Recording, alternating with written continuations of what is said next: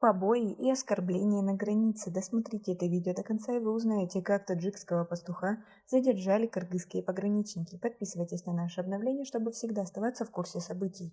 Сотрудники погранслужбы Кыргызстана задержали 26 мая двух жителей таджикского приграничного Джамуата Ходжаи Айло. О том, как с ними обращались, рассказал один из задержанных пастух Субхон Бабоев. «Моя семья около 15 лет занимается выпасом скота. Территория, где я пасу скот, наша. Нас и до этого беспокоили, но это произошло 26 мая. Это что-то новое. Кыргызские пограничники сначала увезли пасущиеся коровы старика Курбона Мамадраджабова. Как только старик узнал и попытался спасти свой скот, его задержали и, завязав глаза, увезли в горы, где находится их база, рассказал Бабоев. По его словам, спустя несколько часов кыргызские пограничники отпустили старика и подошли к нему с требованием отдать им одного барана, чтобы они пообедали. Они примерно к 14 часам пришли ко мне и сказали, что им хочется поесть что-нибудь вкусненькое, и потребовали, чтобы я им отдал одного из баранов. Я отказался. Они схватили меня, завязали глаза моим же костюмом, потом увезли в том же направлении, что и до этого старика, сказал он.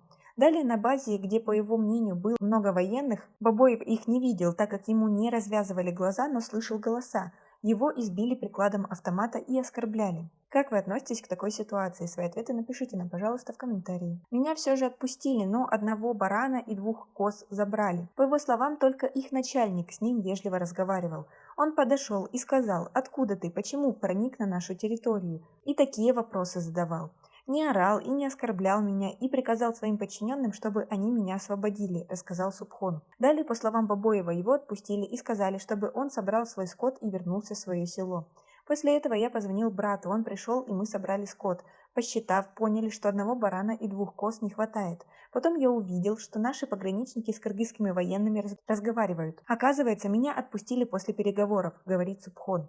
Он говорит, что уже устал от приграничных проблем. По его словам, в последнее время кыргызы задерживают жителей на таджикской территории и потом обвиняют в незаконном пересечении их территории. Если так будет продолжаться, мы не знаем, что будет дальше с нами, потому что это уже перебор. Они делают, что хотят. Обиднее всего то, что они оскорбляют нас на нашей же территории. Надеюсь, что наше правительство предпримет меры против их беззаконности, с надеждой, говорит Субхон. Вы поддерживаете его такое мнение? Свои ответы напишите нам, пожалуйста, в комментарии. У нас пока на этом все. Оцените наше видео подпиской и лайком. До скорой встречи!